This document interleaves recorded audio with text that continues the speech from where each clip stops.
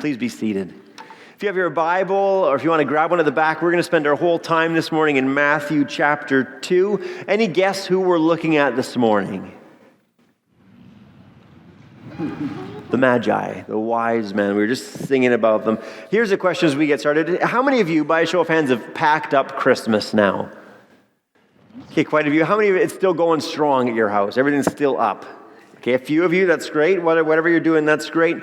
If you were here last week, you would perhaps remember that we talked about Simeon and Anna and them meeting them, seeing Jesus at the temple. And one of the things that Simeon said about Jesus was that he would be a light of revelation to the Gentiles.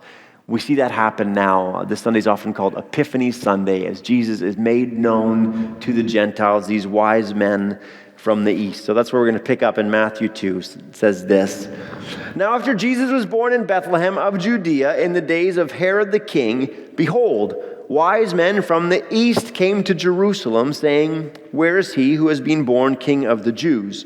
For we saw his star when it rose and have come to worship him. When Herod the king heard this, he was greatly troubled, and all Jerusalem with him. And assembling all the chief priests and scribes of the people, he inquired of them where the Christ was to be born. They told him, In Bethlehem of Judea, for so it was written by the prophet, And you, O Bethlehem, in the land of Judah, are by no means least among the rulers of Judah. For from you shall come a ruler who will shepherd my people Israel. Then Herod summoned the wise men secretly and ascertained from them what time the star had appeared. And he sent them to Bethlehem, saying, Go and search diligently for the child. When you found him, bring me word that I too may come and worship him. After listening to the king, they went on their way. And behold, the star that they had seen when it rose went before them until it came to rest over the place where the child was. When they saw the star, they rejoiced exceedingly with great joy. And going into the house, they saw the child with Mary, his mother, and they fell down and worshipped him. Then opening their treasures, they offered him gifts, gold and frankincense and myrrh. And being warned in a dream not to return to Herod, they departed to their own country by another way. This morning we were talking about those three wise men, and I want to start just by looking at a few Christmas cards with you up on the screen. These should look familiar. You've all seen this card before, right, or some variation of it. What do you notice? Just shout out a few things you see in this picture.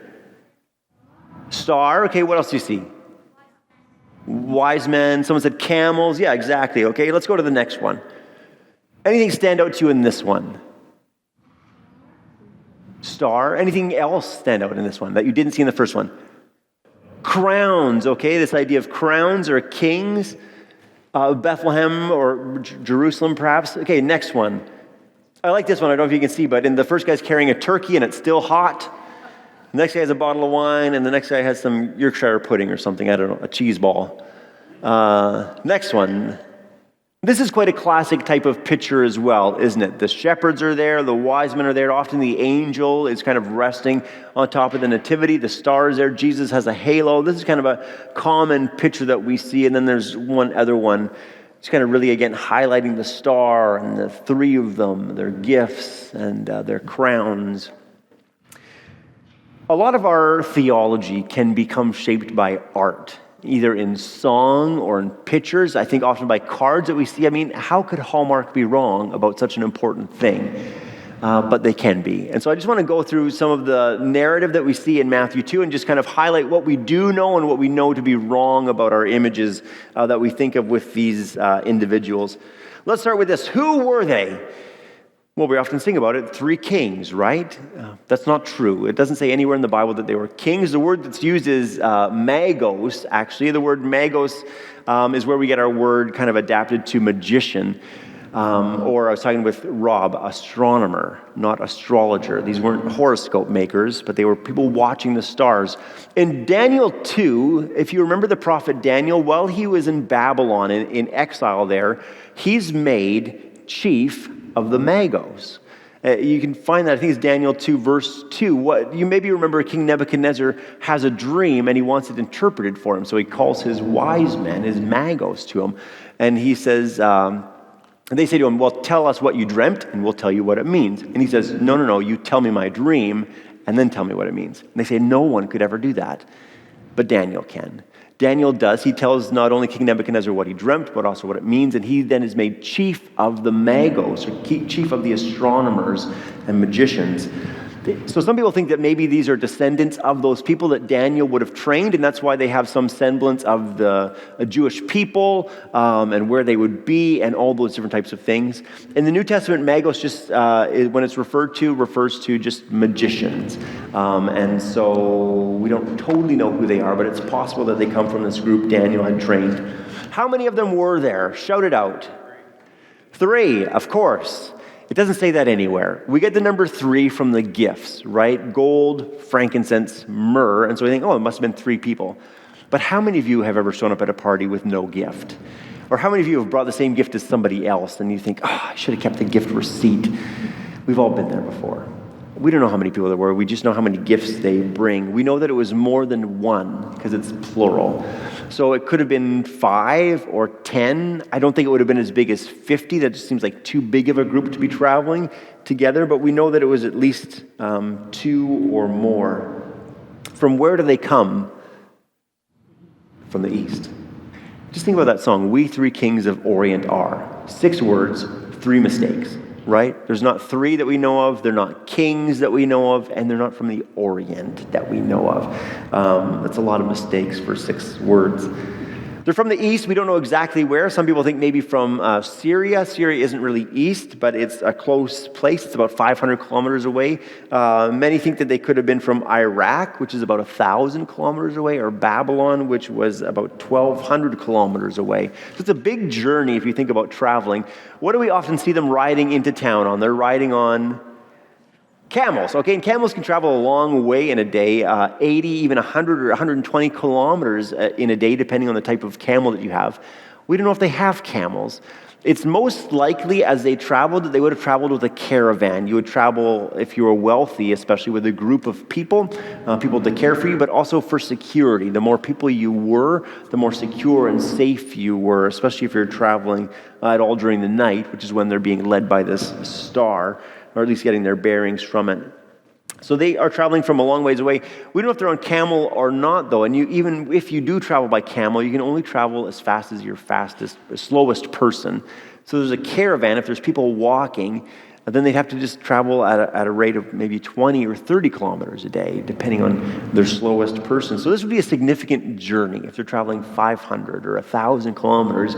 If you're just getting 20 or 30 or 40 kilometers a day, that's a big trip that they're on. They follow a star, but not a typical star. This star seems to rise and appear sometime around the birth of Jesus, and then it seems to lead them.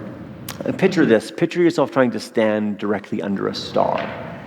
How accurate are you? Well, it's very hard to gauge, isn't it? As a star. Is it here? Is it downtown Vancouver? Or is it more in Cloverdale? Where exactly is this star? But somehow this star that leads them comes to rest exactly over the place, the house where Jesus is. So some people try and reconcile the star with some event that was happening in the solar system. I think this is most likely a miraculous star that is just for this reason and this purpose. Then where do they find Jesus? The wise men go to Jerusalem, which maybe points to how hard it is to navigate by a star, but also perhaps that they knew some of the prophecies of the Jewish people, or at least about where the capital city was. Well, let's go to the capital, to the palace, and that's where we'll find the newborn king. It all makes sense. But then it leads them from there to Bethlehem. At least that's where Herod sends them. I like in the song we sang, it talks about the gifts. What gifts did they bring? Shout them out. We know these. Gold. Frankincense isn't it fascinating that has become so well known, this one piece of the Christmas story? What'd they bring? Gold, frankincense, and myrrh. Gold is just always a good gift, and Pastor Appreciation Sunday's coming up. If you don't know what to get, gold would be acceptable. Frankincense was like a sap resin. You'd peel the bark off this specific tree and scrape off kind of the beads of sap, and then it could be used in incense. It was very expensive. That's frankincense. And then myrrh. I want to read this verse that we sang. Myrrh is mine, its bitter perfume. This is a Christmas carol. Just think of this. Myrrh is mine, its bitter perfume breathes a life of gathering gloom, sorrowing, sighing, bleeding, dying, sealed in a cold stone tomb. Merry Christmas. Hey, isn't that just kind of a spooky one? The picture here, the reason they go in that direction with myrrh is that myrrh was often used when embalming someone, right? And so when the women go to wrap Jesus with spices, they would have quite likely had myrrh. Though in the Old Testament, it wasn't just used at deaths. It was also used at festive occasions or celebrations. So is it pointing us to his death, or is it just a gift that they bring? We don't really know that either. Okay, and then here's the big question. When do they arrive? Last week after my sermon, we were talking about Simeon and Anna. Someone came and said, what about the wise men? When do these guys show up? We don't know for sure, but here's a bit of a timeline that I think makes sense. We know that Jesus was circumcised on day 8, and often that's when he was named as well. People often weren't named until the 8th day because it was so common for babies to die. So you would wait till day 8. We know on the 40th day he's brought to the temple. That's where he meets with Anna and Simeon. But when he's at the temple, Mary and Joseph offer a sacrifice or an offering for a poor person, right? Remember that? We're told that it was just 2 birds instead of a lamb, most likely because they couldn't afford it. So that makes me guess that the wise men had not appeared with their gift of gold, right? Otherwise, Joseph and Mary are just being cheap and not getting the lamb. So I think that they probably didn't receive that gift until after 40 days. But then if we go to the next slide, there's a few reasons why I think it's Bethlehem that the wise men come to, and also why I think that it happened very shortly after that 40-day mark. Some people say, well, it was between 40 days and 2 years. I would lean much closer to the 40 days. If you know your geography at all, Bethlehem and Jerusalem are very close together, just maybe 5 or 6 miles apart. Nazareth is more like 90 miles away from Jerusalem, something like that. So it wouldn't have made sense for them to give birth to Jesus and then travel back to Nazareth, and then travel up to Jerusalem, and then travel way back to Nazareth. That's too much traveling for a new mom and a newborn baby. I think they most likely stayed in Bethlehem to the 40-day mark because it was just adjacent to Jerusalem and the temple. But after that, after the 40-day mark, there's no reason for them to stay longer in Bethlehem. I think after that, they would have quickly probably traveled back down to Nazareth where they make their home. So I think the wise men most likely came to Bethlehem shortly after the 40-day period. Do we know that for sure? No, we don't. But it seems to make sense. Herod sends the wise men to Bethlehem. It seems like they find him there. Herod later kills the boy in Bethlehem. So it seems like there's a real emphasis on Bethlehem and not a lot of reason for Mary and Joseph to have stayed there much longer. Last question about the wise men. Who do they come looking for? Who do they ask Herod for? Not Jesus by name. Who do they look for? The King of Jesus. The newborn king, right? They come looking for the newborn king of the Jews. And they come because they want to worship him. What are you looking for? What are you searching for this year? And will that bring you closer to Jesus? If you find that thing you're pursuing, that thing you're hoping and longing for, will it end in worshiping Jesus? Is that thing actually motivated by worship? These guys come on a journey of faith. Why? Because they want to worship the newborn king. What are you pursuing? What are you seeking? What are you following? And how will that impact your worship? And are you willing to let that disrupt your life? The wise men come on this journey of faith, and it's disruptive. And they leave their homeland, their home place, for likely weeks, possibly months, or even longer than that. Are you willing to let your life be disrupted as you follow God in faith? In Matthew 2, it says this: wise men from the east, starting at the end of verse 1, wise men from the east came to Jerusalem, saying, "Where is he who has been born King of the Jews? For we saw his star when it rose and have come to worship him." When Herod the king heard this, he was troubled, and all Jerusalem with him. They come looking for the newborn king of the Jews, and that upsets Herod because he is king of the Jews. He's not Jewish. He's been appointed to be king of the Jews, but it's upsetting him because he's worried about his position, his place. Hold on, if there's someone coming to replace me, what does that mean for me and about me? If I walked to the Prime Minister's office and said, "Hey, I'm Ian, pastor of Hillside Christian Church, Cloverdale. I'd like to meet with the Prime Minister," do you think I'd get an audience with him? Probably not. If I said, hey, I'm here, Prime Minister Trudeau, to worship the newborn Prime Minister of Canada, how would that go for me? You'd probably laugh at me, take a selfie with me, and send me on my way, right? I mean, it would be quite a quick event. You can't just meet with the king. These wise men appear, and they meet with King Herod. Why? Why are they given an audience with the king? There was something significant about these wise men, something authoritative enough about them, something that spoke to who they were, so that when they come and say, we'd like to meet with the king, they say, yeah, of course you can meet with the king, and that just makes sense that you would meet with him. There's something authoritative enough about them that when they say, we're here to worship the newborn king, he believes that he's in trouble. He's concerned by this. And not just him, but all Jerusalem, partly because Herod was a tyrant, but also because it's a disruption to what they're up to, what they've been believing, what they've been doing. If you decide to step out in faith this year, it will disrupt your life in some way. Maybe it'll disrupt a relationship, maybe it'll disrupt your routine, but there will likely be a power struggle. I don't know who or what is king in your life right now, but it will want to remain in power. Your routine, your addiction, your sin, whatever it is, it will want to stay and hold on to its place of power. So are you willing to take a journey of faith, just like these wise men, to worship Jesus? It's interesting they say that they have come to worship the King of the Jews. The next time we hear those words will become out of the mouth of Pontius Pilate as he asked Jesus the question, are you the King of the Jews? The next time we see it, it will be written over his head as he dies on a cross for us. The King of the Jews. It's interesting that we see that title just in those three places.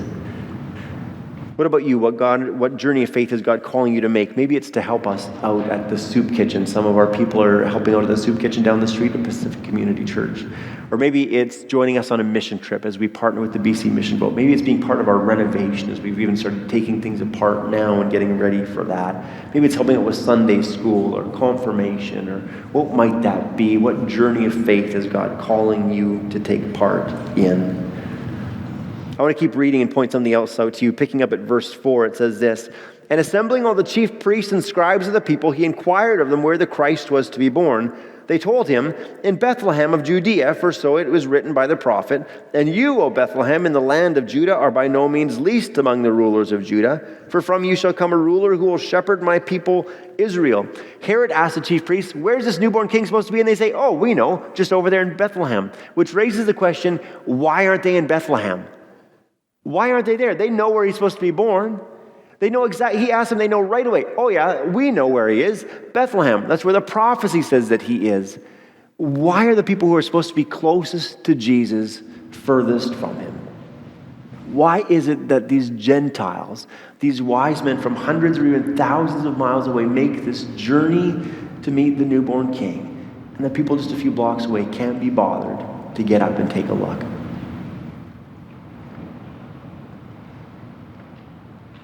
It's good timing for the wind, isn't it? There's a wind of change that has happened in Canada, that's happened in the Western world, where those people who used to be seeking Jesus are not anymore.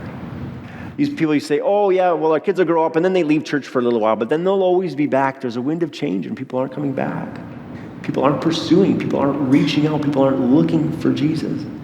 There are more churches around us than I can count, really. I mean, we're here, and then there's two other churches that worship in our building, and then there's a Crossroads Church just downtown at the Clova, and then there's Pacific Community, and then there's the United Church just over here, and then there's the two Reformed churches battling it out to be more Reformed across the street from each other on 60th, just down the street here. I mean, there's churches all over the place, and then there's Bibles everywhere. How many of you have 3 or more Bibles in your house, do you think?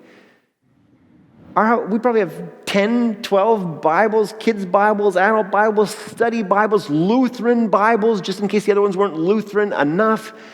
There's Bibles everywhere and churches everywhere. Why are less and less people going to church? Why are less and less people pursuing this newborn king? I think part of it is because in our Western world there's been a wind of change, and anything to do with faith is mocked and ridiculed. And anything to do with sacrifice is scorned and hated. Sacrifice something? You want me to give up something? Oh no. No, you're talking to the wrong guy. I mean, I'm just getting by. Look at me. I have a 3-car garage, but only 2 cars. I have 2 guest rooms, but sometimes 3 families come and stay. We're just scraping by. We don't want to sacrifice. We don't want to give up anything. And the idea of faith is mocked just openly and publicly and widely in our world right now. These wise men take a journey of faith, and it is also a journey of sacrifice. As they leave their homeland, as they leave security, as they go to great expense to pay for the journey, as they bring these costly gifts, what are you willing to sacrifice as God calls you on a journey of faith this year? What are you going to need to give up? Maybe you need to give up a sin, which you've needed to give up all along, but maybe this is the time, this is the season, this is the year to give up that addiction, to give up that habit, to give up that routine. Maybe it's time to give up your rationalizations and your excuses and your reasons why you can't or don't. Maybe it's time to give up a piece of grief that you've been hanging on to just because you've always hung on to it. Maybe it's time to give up a piece of guilt or shame that you just always cherished. For some reason, you go back and torment yourself through the cycle again. Maybe it's time to give up some of your time in front of the TV or time on your phone, time clicking through social media. What is God calling you to sacrifice this year as you follow Him? Here's the last thing I want to highlight in these verses, picking up at verse 10 and 11. It starts in verse 2. These wise men tell us that they've come to worship. And then Herod reemphasizes that, say, hey, tell me so I can worship him too. And then in verse 10 and 11 it says this: when they saw the star, they rejoiced exceedingly with great joy. And going into the house, they saw the child with Mary his mother, and they fell down and worshiped him.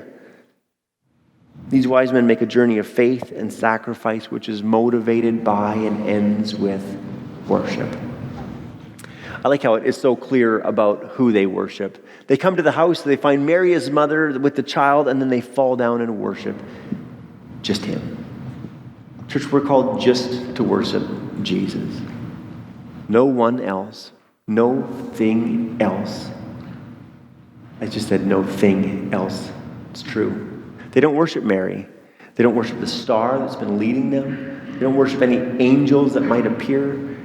We're not meant to worship anything else but Jesus. No priest, no pope, no church, no building, no denomination, no family member, no aspect of our career, no celebrity, no popularity or likes or anything else. Church, we're called to worship Jesus and Jesus only. Who are you worshiping? What are you worshiping? Is it yourself? Or do you worship your past? Do you worship the would-haves or could-haves or might-have-beens? Do you worship your guilt and your grief? Check your calendar. Check your bank account if you're not sure who you're worshiping. This year, God is calling you on a journey of faith and sacrifice that's meant to be motivated and end with worship. I like this phrase, the way that he writes it for us. Matthew records it. When they saw the star, they rejoiced exceedingly with great joy.